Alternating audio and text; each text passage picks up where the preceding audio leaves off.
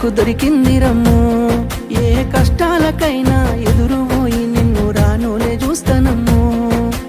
ఆతల నొప్పులు ఎందుకయ్యో ఉన్నంతలో బతుకుదా, కలిగింది కలగంజో తినుకుంటా ఎవరికి తల వంచకుండా ఉందా. నీ గడప దాటంగా నువ్వెదురుగొస్తే ఏ కష్టమొస్తదమ్మో. నీ నవ్వు కోసమై నే కష్టపడితే అలుపెందుకొస్తదమ్మో.